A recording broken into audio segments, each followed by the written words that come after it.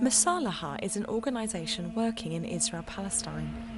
For many years it has been a place of struggle, war and unrest, and has a long and complex history. Life in Israel-Palestine is far from simple for a lot of people, and many on both sides have experienced injustice and oppression.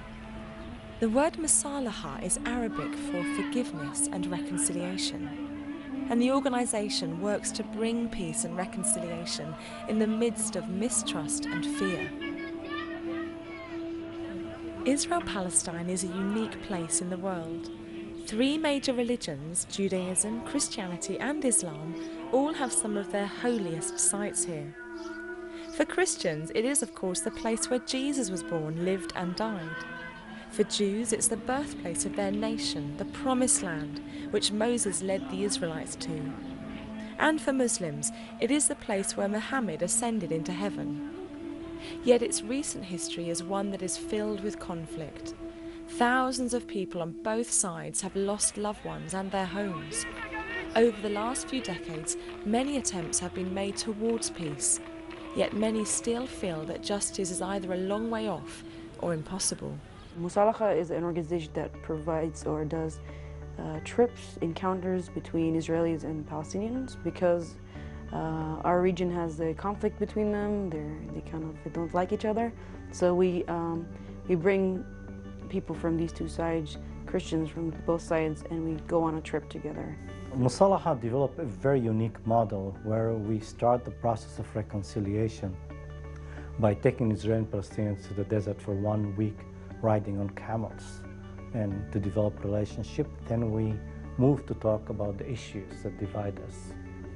Desert encounter is very important because the hatred, the dehumanization between both communities is so big, so wide, that we have to break a lot of prejudice for able to interact with each other as human beings, to talk as human beings toward each other, and to begin to deal with the issues.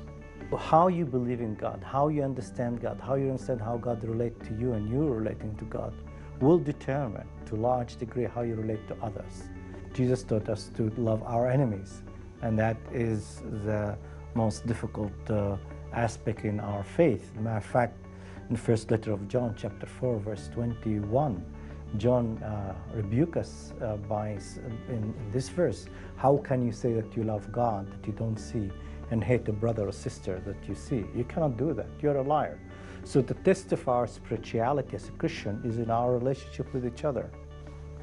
Once you see beyond your own suffering, beyond your own suffering, beyond your own pain, and you start looking at other people and what they're going through, I think you develop, or you advance in the process. You see things differently. Instead of asking why me, ask something like, what am I going to learn from this, or how should I move on? We spoke to Mashta and Kim, who reflect the very different experiences of life in Israel, and who have been on one of the trips run by Masalaha to help bring reconciliation and peace. I came home feeling the same way I always feel. Like, I'm not a hater, I don't hate Jews or anything like that, but the way I feel about the situation here, they probably won't understand it because they're not in the shoe of an Arab. And so politically, we didn't come up with a solution. The only base we have is probably we have the same faith, and that's about it. So reconciliation, I never hated anybody, but I don't know. It's my feelings didn't change. I still feel like we are, but I'm still second-class citizen. That's what I think and how I feel, and every Arab feels that way too. It's getting jobs and walking in the streets. If they know you're Arab, it's kind of treated indifferent. Security is more tightened around you. First went on a Masalaha trip when I was about 14. Not many of the people from the Palestinian side spoke either English or Hebrew, so it was a very strange experience. But I mean, several years went past, and I've been reconnected with the ministry, and I think it's very good that people can leave behind theological or political and things and actually come together, because it is very much needed. I'm very passionate about my people and everything. If I wasn't Christian, I probably would have turned more to violent, more to political groups, and I would probably belong to a group too. But because I'm Christian, I know to kill is wrong. I know you have to love your enemy, all that. we're supposed to love each other. I mean, like Majda said, you know, love your brother as yourself. It's very important. And, you know, if you're raised in it, then you're hopefully going to walk in it. Sometimes I do have hate feelings. Sometimes I do have, you know, I just want to punch that soldier that spoke to me in that way, you know, whatever. But because of my faith, I know I shouldn't, and that kind of helps.